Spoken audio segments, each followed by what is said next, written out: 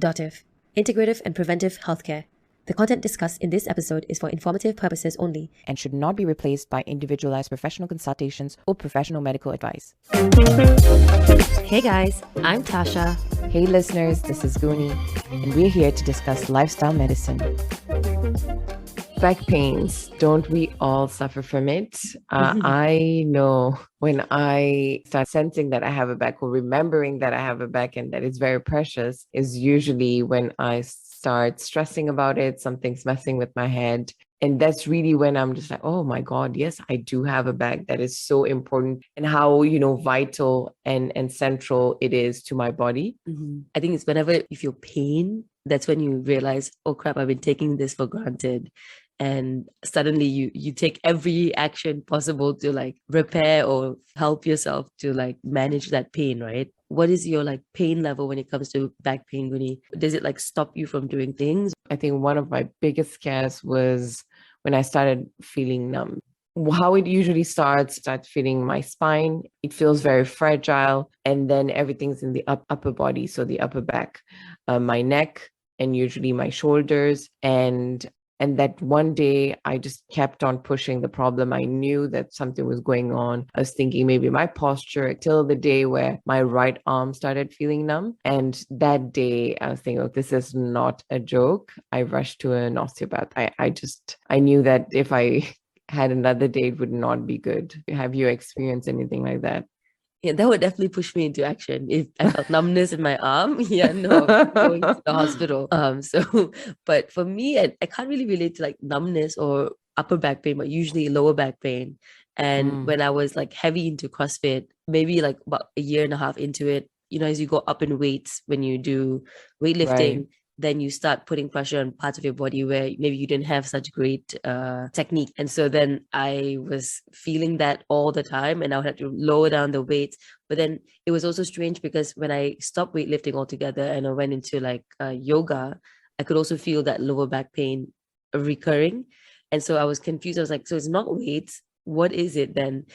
And I couldn't figure out how to solve it, but I would just try to do stretches and whatnot. I haven't spoken to anyone specifically about my back. Back pain is one thing that is quite common, and actually approximately 1 in 6 people, close to 17% in England, have back pain. It's quite common, but the causes are so different from one another. For example, you're talking about CrossFit and I'm talking about stress, and these are so different stresses or causes. So I think it would be great to speak to a specialist and bring someone who could speak about this. For sure. And that's exactly who we have. So we have Rick Olderman, who is a sports and orthopedic physical therapist with more than 25 years experience that specializes in helping people with chronic pain try to live a more pain-free life. He's also the author of a series of books called Fixing You, which are books about helping people with chronic pain or injuries without the need for medication. So welcome, Rick, to Dotiv The Podcast. We are eager to find out what you have to say about our back issues. Thank you for being here. I think I know where my next 2 patients are coming from. Well, hopefully we won't see you too much, but the concept of pain is such an interesting point. So I think as we navigate this conversation, let's kind of maybe define what back pain is in a scientific perspective. It's really interesting how unscientific the definition of back pain is. Actually, it's basically called any pain running from the rib cage down to the butt or pelvic area. And it could be pain, it could be tightness, it could be discomfort. And that's pretty much it. It covers a lot of things. So it doesn't even delve down into specific tissues that could be causing it. It's just that general, anything wrong in that general area is low back pain. Right, because the word pain can be used in so many different ways. Everyone has a different understanding, feeling around pain. So it makes sense that it's a generic term. How can we, because it's such a common thing, it looks like, 17% at least in England will suffer from back pain. Is there any ways for us to identify where and what type of back pain are we suffering from? Both of your examples speak beautifully to my approach to solving back pain, which is you understand that there must be something, both of you said, there must be something I'm doing that's causing my pain. And you're absolutely right. although that's not typically how we're trained in school to understand pain. What we're taught in school is to identify the structures that are painful. For instance, a disc or a facet joint or arthritic vertebrae or stenosis or things like that. And then we treat that tissue, right? But I found very soon after I graduated from PT school, that really didn't help people with chronic issues. And so that's when I started delving down on, hey, what's irritating? Yes, those tissues are irritated, but now we have to understand why. And that's what wasn't taught in school. And that's what I've been figuring out. And it has everything to do with how we're using your body, which is intuitive on all of our parts, right? Oh, we must have something to do with our pain. And so that's what's driven me to find these answers, is to understand how everyone is creating their own pain and how they can use those things to solve their own pain too. Right. And is there like a way to identify how that pain comes about? Yeah, I have a really quick and easy test. It's so simple. If your listeners just lie down on the floor or on their couch or on their bed and have their legs straight, and this is the difference between hearing something that makes sense and feeling it in your body. So if all of you listening can actually do this test, you would find out the truth for your own pain. So let's go ahead and lie down on your back with your legs straight. And we're going to stay there for about 30 seconds, maybe a minute, but you're going to see basically how your back feels in this position. And then what I'm going to ask you to do is now bend your knees so your feet are flat on the floor. Or if you prefer, you can hug your knees to your chest. I have a question though. So as we do this test, as I'm lying down on the floor, do I have to where do I put my hands? Do I have to point my toes? No, you're just relaxed. Yeah, arms are down by your sides, your feet are relaxed. You're just lying there as if you're going to sleep. Yeah, really simple. Your hands can be on your tummy if you want, or they can be down on the floor if you want, whatever, especially if you have some kind of shoulder issue. So when your legs are straight, you're just relaxed. And when your knees are bent and your feet are flat on the floor, you're also relaxed. Right. So you're just trying to see, is there a difference in how my back feels in these two positions? Right. And as I was saying, if you don't feel a difference with your feet flat on the floor, then go ahead and hug your knees to your chest. And then you can use your hands to hold your knees to your chest if you like. Right. But it doesn't have to be like a really tight hold. So your back should feel better in one of these two positions. And 99% of the people listening here will say that my back feels better when my knees are bent, either when my knees are to my chest or when my feet are flat on the floor. It feels like a really nice stretch back there. Yeah. So when I bent my knees, I feel much better than when I had it flat out. What is the pain point I'm looking for? When you say feel better, what do you mean by that? All we're talking is if you have a 5 out of 10 pain with your legs straight, it could be a 3, a 2, a 1, a 0, or 4, even 4 out of 10 pain. Just any decrease in your pain from one position to another. So whatever your pain is with your legs straight, if it feels somewhat less or better for you to have your knees bent, however you want to judge that, then you would say, yes, my back feels better with my knees bent. So right. it's not a hard, like, oh, you're going to feel 100% difference here, because everyone has a degree of difference of the extremes of where their backs are with this test. Right. So for me, I feel, I guess, more comfortable when I bend my knees, but pain wise, I wouldn't say it's like excruciating or it's preventing me from doing anything, even when my legs are out. It's just more that I feel more comfortable in the position when I hug my knees. So is that a good sign? That is valid. That is exactly kind of what we're looking for. So it's not going to, rock your world, but you're going to notice a difference. Hey, if I was going to spend 30 minutes here, I think I'd rather have my knees bent rather than my legs straight. And that could be the difference. So are we supposed to feel no difference between from the position of being, leg straight versus having your knees slightly bent? If you don't have back pain, most people will not feel a difference between those two. They might notice that one feels more comfortable than the other, but they wouldn't ever describe it as being painful or irritating in any way. I didn't feel any difference. I was thinking, is there a reason? Because I'm maybe a bit more prone to have the upper back. Is there a way for me to identify these type of pain?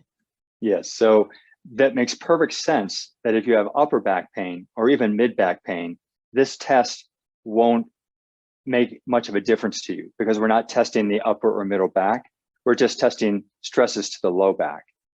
There are generally two systems operating in our body. One is a lower body and low back system, and one is a upper body system. So mid back issues typically fall into an upper body system problem. And that's a completely different test that I can easily take you through if you're interested to understand what's going on there. Yes, please. Okay. All right. We have these shoulder blades, and the shoulder blades are broad, flat, triangle kind of muscle or bones. All right. And there's only one other area in the body that has a bone that's similarly shaped, and that's our pelvic bones, which are also broad and flat. Well, we all know that the pelvis is the center of lower body function and low back function. Right. Similarly, the shoulder blades are the center of function for the upper body system, including the middle back. Mm-hmm. All right. So how this works, and consequently, there are rules about how the shoulder blades should be resting and moving. And the reason this especially affects neck pain and headaches is that there are significant large muscles attaching from the shoulder blades into the neck bones and the base of the skull, as well as all of the vertebrae down the spine to the lower spine. So there are massive muscles here operating this upper body system. And when things get out of whack, stress is delivered to the spine or to the neck or to the mid back, to the head, because usually the shoulder blade is dysfunctional. And the reason this isn't caught usually is because of how we're trained in medicine is to think, oh, you've got neck pain? Oh, well, let's look at your neck. Or you've got headaches? Let's look at your neck and head then. Probably none of your listeners, if they have chronic neck pain, headaches, or even mid back pain, have ever had anyone who's analyzed the shoulder girdle system and fixed that to solve their pain. So how is shoulder and stress related? How do we develop vulnerability in the shoulder blades? It's a great question. The most common dysfunction that is occurring with the shoulder blades is that they tend to rest too low. Okay. If you look at the muscles in the body, we have enormous muscles that are attached to our shoulder blades that are designed to pull things down. Additionally, we have gravity pulling things down. We have very few muscles that are trying to pull things up. All right. One of those muscles that are trying to pull things up is something called a levator scapula muscle. It's a tiny little pinky muscle. Whereas I describe these bigger muscles as big hand muscles. They have lots of different functions. They can do all sorts of things. But the tiny little pinky muscle of the levator scapula can only do one thing. It attaches to the corner of the shoulder blade and it inserts into the first 4 vertebrae of your neck. And levator means elevate. So its job is to help lift. Well, we've got gravity and all these massive muscles pulling things down. We've got one tiny little muscle trying to lift. And we've got some upper trapezius that's trying to lift too.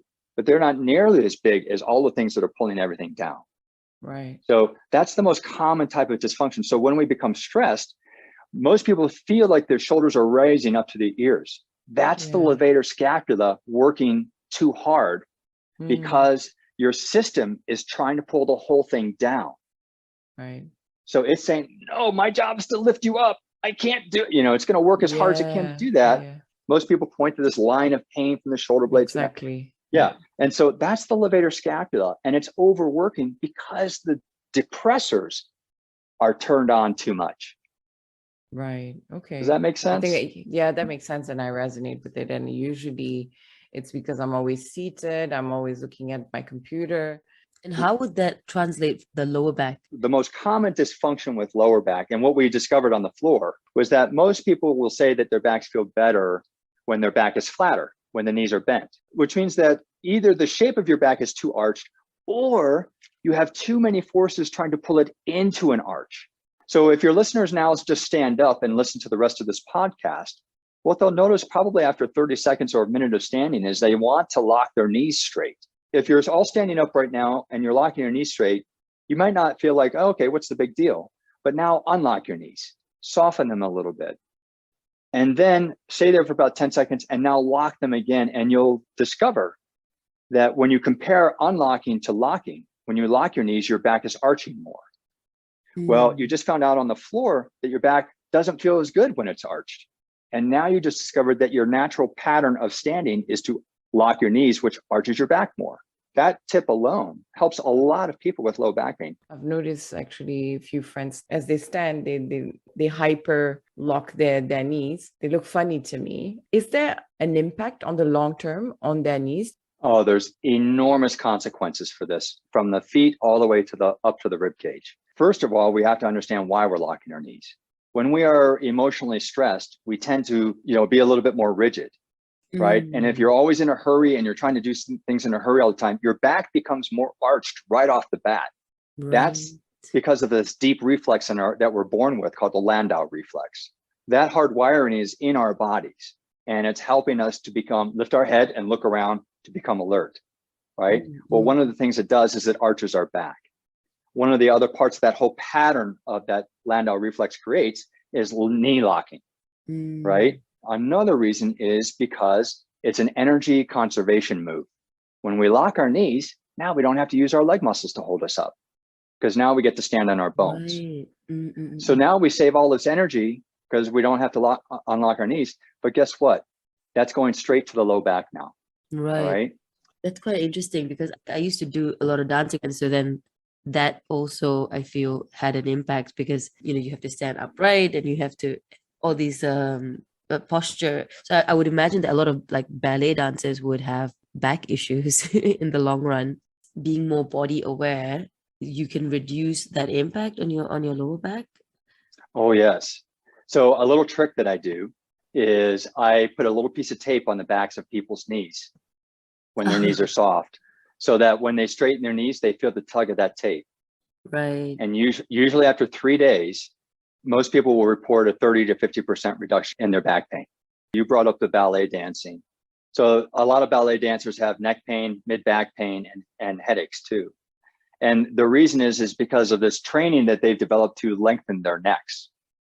Well, in order to lengthen your neck, you have to depress your shoulder blades. And we've just learned that shoulder blade depression is the thing that causes most mid-back, neck, and headaches. So this has carried over into yoga, into Pilates, into dance, other forms of dance, into gymnastics, into swimming. All sorts of these types of disciplines create this posture because it has become our ideal aesthetic. We want to look tall and strong and have this pretty long neck. And I think a lot of women are pitched this as the ideal way to look. And so they practice this. It creates a lot of this dysfunction. In order to create that beautiful look, you have to arch your back. You have to depress your shoulders. You have to lock your knees. Otherwise, you can't look like that. And that's where pain is coming from. So you're saying that it's not natural. Okay. No, it's They're not. not supposed to be so arched, etc. But then after that's the genetical aspect as well, right? So really, what it always comes down to is testing. Right. Does my back arch too much, or does it arch too little? Most people will say too much. And the too much or the too little, the measurement is the pain level. Yes, exactly. Whether my back feels better with my knees bent or with my knees straight. Yeah. Regardless of the culture, it all comes down to the forces acting on your spine. Is it possible that you've been arching for so long, you've been, locking your knees for so long, or you've been having this posture for so long that you don't even see the difference? Of course. Yeah. And this brings up a really good point. So I'm going to take you through one little quick, easy test. So lace your fingers together as if you're praying. Right. Look down and see which thumb is on top. Yeah. Mine is the left. Left. Okay. Left too. Okay. So we're going to unlace your fingers now. Yep. Yeah. Now lace your fingers back together again, but this time with the opposite thumb on top. That's a little more awkward, isn't it? Yeah. You might have had to look down at your thumbs to see whether you actually did this correctly and check. Yeah, I had to forcefully, I was like, yes. Yes. Yeah. Right. And so, and if you keep your hands like this, your brain is going to say, hey, something's different is happening here. Something is wrong. Right. But it's not wrong. It's just different. So what the wrong is the judgment of a difference. Right. And so this gets to your question, is that because something feels the same and feels natural doesn't mean it's right for you. Right. Yeah, right. It's just what you've grown to become accustomed to. And your brain can't understand that that thing may be the thing that's causing your pain because that connection hasn't been made yet. So changing how you're doing something will feel unnatural to you. And possibly you'll judge it as wrong. But your body then will say, oh, but now I don't have my pain. And then your brain will say, oh, we better start doing that way now. I look at the body from a system standpoint. Right. So everything is connected in the body. And that's what I've been kind of piecing together these past 25 years. And so the pain, for instance, low back pain or mid back pain or neck pain, there are patterns of issues that cause these pains. Right. And when we have psychological stress or trauma, what that does is it deepens the pattern contraction of what is already a vulnerable issue in our body that is causing our pain. So the emotional issue will emphasize the issues that you have existing in these patterns. Right. It's going to find your vulnerability and emphasize that. Okay. Yeah. And it's entirely possible, though, too. I've had several patients where their stress is actually manifested in their body in a particular muscle group or another. And there may be other practitioners who can map that kind of thing out. But, you know, I approach things from a systems point of view, from a musculoskeletal system. I'm not really a psychologist or a psychiatrist, and I haven't really seen it that consistently enough to say, oh, when you have this type of trauma, you're going to have pain here, kind of thing. So instead, I really ascribe it to, oh, what it's going to do is attack you at your most vulnerable biomechanical places in your body. Yeah, and I guess the reason why maybe it's hard to like even theorize this whole thing is that it's such a holistic experience, and that's why pain is not something that we have a proper definition for, because it's an experience. If it's a factor that increases vulnerability, I mean, that's a variable that is not even tangible. So I get where you're coming from. And also people who come to you because they know that there is a physical aspect that they're suffering from, hence why they would go to an osteopath versus a psychologist, right? Most people would rather deal with a physical issue than a psychological issue. So they're always going to come to someone like me, right? So I'm going to come first. But the nice thing is that, you know, I've seen so much of this, and the results are so consistent. When something isn't responding the way it should, there's either a tear involved or there's some other issue like a psychological or emotional issue. And the other area of issues could be things that people ingest, their diet, allergens, mold. That is also a stressor to our system. So they could have all three of these issues in differing percentages, or it could just be one. So that's the road that I help them go down and find people to help them with those if I believe that that's what's going on. And before we go into like the part of how do we fix this, is there a certain demographic that you see back pain more prevalent in? Yeah, I think females who have had children, I think they are set up to have back pain more often than others. And the reason being is that the fetus creates this enormous arching stress in the back. And we've also already determined that most people, if they're going to have back pain, it's because the back is too arched. Right. So what happens is this fetus is pulling their spine into more of an arch, and then the knees start to lock because the weight is so great. They need to conserve their energy to carry this baby in the belly around. So then they develop this habit of locking their knees. Right. So when the baby is born, that pelvis and spine doesn't necessarily go back to its original shape, even if the pain had stopped, if they had pain during their pregnancy. And the habit of knee locking has likely been set up also, because frankly, a lot of people will be carrying around their children and locking their knees because now they're carrying an even heavier load, right? You've got the baby carrier, put the baby on your hip, all sorts of things. So I find that women who have had children have this pattern of issues more deeply than others, although it's common and across a lot of spans, but I think women are set up for this.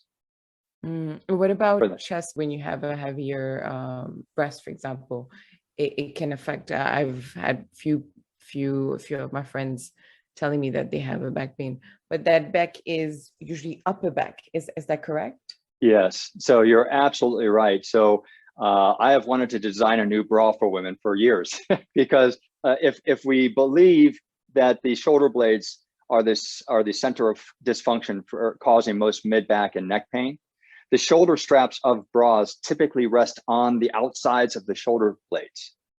And especially if you have a deep crevice on your shoulder where your bra is, your bra is not fitting you correctly. And what that's telling you is there are tremendous forces pulling that system down.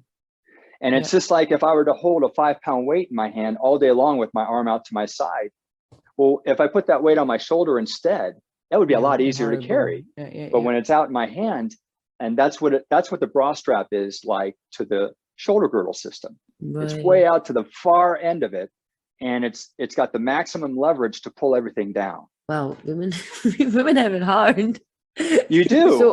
So where should that's why you're so much tougher than we are. But then where should the strap go? Because if let's say it goes behind the neck, I feel it's worse. I feel more uncomfortable when it's behind the neck than on the shoulders. Right. Is that discomfort from, is it a habit discomfort or is it a pain discomfort?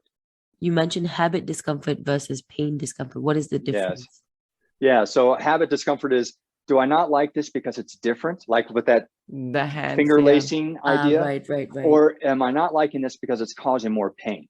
Right. Right. So you need to figure that out. So what I do is I'll tape the bra straps together and I'll say, let's see how this goes today. And almost anyone who I determined that I should try that with comes back and says, I can't believe it. I'm going to throw out all my bras, Right. So there's a combination that needs to happen. One is that, like you may not like that strap that razor back, going down the center, right? So in those cases, we need to have more support from below instead of just relying completely on the straps to hold everything up. So I believe a better bra needs to have narrower straps that come more to the center of the spine, maybe not right into the neck, but somewhere off the edges of the shoulder blade. Right. And it also needs to be more supportive from below. So the straps aren't carrying the whole load. And then with breastfeeding, the breasts become even larger, right? And you're holding the baby usually down, right? And so that's pulling everything down too. So there's just a lot of things conspiring against you guys. So would you agree with the statement that women are more prone for back pain? Oh yeah, I would, especially if they've had children. Yeah. Okay.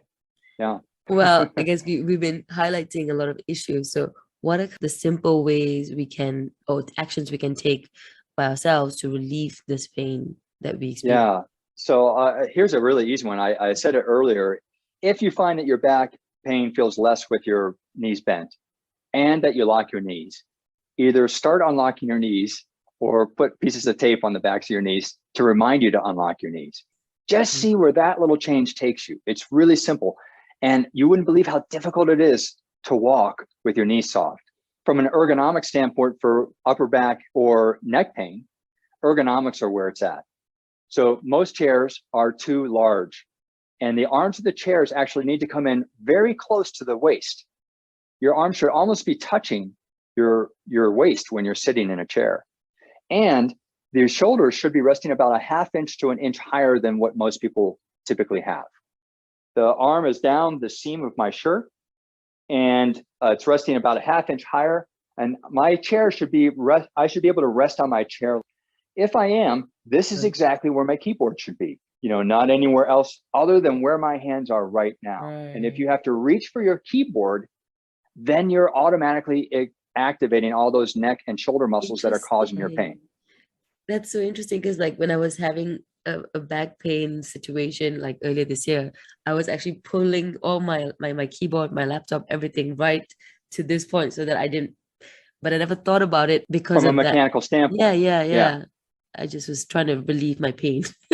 Sorry, go on. You did a great job. You solved it. You just didn't know how you solved it or why. And now you know. It's so simple to solve these things. I solved the guy's 20 years of neck pain by having him move his mouse closer to his keyboard. Right. His neck pain was gone in 3 days. Yeah. 20 years. Even as you're talking, I think some people who will be listening will start adjusting if they're sitting, because this is exactly what I started doing. Is I was thinking, oh wait, I am crunching. All my shoulders are always kind of up there. It's a bad habit. So yeah, adjusting and being mindful of how you're sitting, especially now that we work from home and we don't necessarily have, the right gear or the right table, the right chair. Because that was me in the beginning. I was sometimes doing it on my sofa and on my kitchen table, and you can, over time, you see things really take a toll, your body taking a toll on this. So you are worth making the changes for. You are worth it. And it's directly tied to the pain you're experiencing. So why not make the changes? That's a powerful message. Yeah. And like I was just going to say, most chairs are too big. The arms can't come in close enough. So what I have people do is bring a bed pillow in and fold it in half and shove it between their waist and the arm of the chair. Right. And so their arms can rest on this nice cushy thing, right? That's broad and it's higher than normal. And that's usually the perfect ergonomic setup for the upper body system. And just try that for like a week and see if that makes a difference. Move that keyboard closer, move that screen closer, bring everything, like you just found out yourself. If you brought everything in closer, it solved a lot of your pain. So let's try that. What will it hurt? It won't hurt anything. Great. Thank you for that, Rick. So I think we've left our listeners with enough information for them to make some minor adjustments that would probably have some major differences in their lives. And if you're listening and you do try it, give us some feedback, comment on the post we shared today, and let us know. And so on that note, before we close off our conversations, we always like to end on a light note and ask you a bit about yourself. So our first rapid fire question is, what is the first sign that you notice when you are out of balance? Well, I'm assuming you're talking about mentally out of balance, because if I'm physically out of balance, I'll just fall down. That's the sign, right? You mean mentally out of balance? Such a physical therapist mindset, an osteopathic answer. But yes, we're talking about both things. I think you get what we're saying. Well, I'm general. So I'm generally a pretty easygoing person. So I find that if I'm getting frustrated or angry with something, first of all, it takes me a moment just to step back and recognize that I'm feeling frustrated or angry, and then that I'm out of balance with who I am normally. And so, I take a moment to try and understand why that's happening. But in the absence of understanding why and solving and that, whatever those reasons are, I find that if I can just do some soothing movement of some sort, by calming my body down, it calms down my mind. And so I feel more in balance and in tune with what I'm doing at that point. That's great. And our second question is, what is, you kind of touch upon method of coping to get back in balance. Is there any other tip that you've seen, maybe your clients or even your family members, where you can see that they've used other techniques to get back in balance? Yeah, I think it's understanding what your strengths are and knowing what brings you joy in your life. And I feel that anytime you feel out of balance, physically or emotionally, going back to those things that bring you joy helps align yourself, better with, and it gives you a place from which you can then look out at what was giving you discomfort or making you feel out of balance more objectively. So I would say immediately go to that place of joy, whatever it is that brings you there, and then look back at it and see what's going on. Yeah, great answer. And the last one is, what is one book or documentary that has impacted your approach to well-being and wellness? Okay, well, this will be a really geeky answer. So Dr. Shirley Sahrmann wrote a book called Diagnosis and Treatment of Movement Impairment Syndromes. and it's just as boring as it sounds. So, but I've read it several times, and it is just packed full of biomechanical wisdom about pain, how our bodies function, all sorts of things. And it is a cornerstone to how I look at the body. So that has impacted me the most from a professional standpoint. So thankfully, you didn't use it. You didn't use this geeky vocabulary, too much of it for our conversations, because otherwise I think Tasha and I would be just looking at you aimlessly and just like, oh, what is he talking about? So thank you for breaking down some of those concepts in a simple manner, but yet going into details when necessary, and yeah, taking the time to speak to us. Oh, it is simpler than most people think. So yeah. That's the way it should be. Awesome. Thank you, Rick, for being on our show. Thank you. Thank you very much. If you enjoyed this episode, go ahead and select that follow or subscribe button. Until then, stay well.